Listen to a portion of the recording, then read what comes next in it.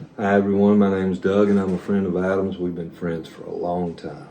And I certainly love him and I know you do too. There are 4 things I want to share with you today based on what Adams wanted me to share. And those 4 things all go together. What he wanted me to share with you is what the Lord has taught me about how to see him in everything. Wish I'd known these things when I was a parent of not just adult children as I am now, but a parent of children your age.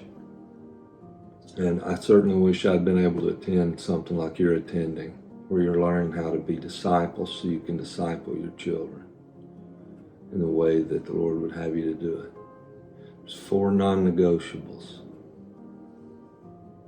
in being able to see Jesus. First is you've got to understand that He is your ministry. We must minister unto Jesus first before we can ever receive ministry.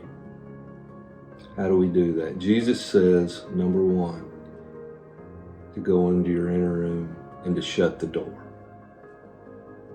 and to pray to your Father who is in secret.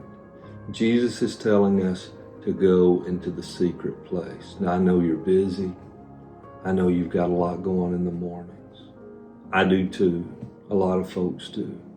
But you can find the time, I promise you can, to get up just a little earlier, to pull over after you let the kids out, to find some time to spend with the Lord.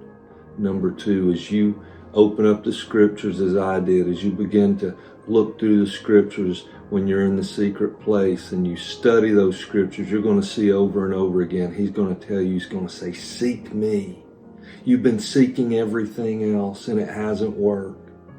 But seek me while I may be found. So the first thing we do is we seek Him in the scriptures. The third element of being of the non-negotiables, the second thing we do in the secret place is we wait upon the Lord. He tells us, wait upon the Lord. He says, be still and know that I'm God. So after I have sought Him, after you seek Him, if you want to see Him in everything else, everywhere else, then you wait upon the Lord. There's a scripture in Isaiah 30:15 that says, therefore the Lord waits to be gracious to you, and therefore is exalted to show mercy to you. For the Lord is a God of justice. How blessed are those who wait for Him. Paraphrase, that is, Jesus is waiting on you to be waiting for Him. And you're going to find, as I did, that when you're there in the secret place, when your mind is full, when you have been seeking Him and you've allowed your seeking of Him and His Word to settle into your heart, and then you just be quiet and listen, that He who has been waiting on you to be waiting for Him, Jesus, His presence will fill your heart, your soul, your mind, and even the room where you sit. And at that moment, wherever the weeping has happened during the night, He'll bring the joy in the morning, as He shows you Himself as the Good Shepherd who's caring for you and caring for your children, even when you're not around. He'll show you that He brings the counsel and the courage to be able to face the things that you and your spouse are facing, or that you are facing alone. He'll show you how to approach things in your job, in the workplace, in the public place, in the marketplace.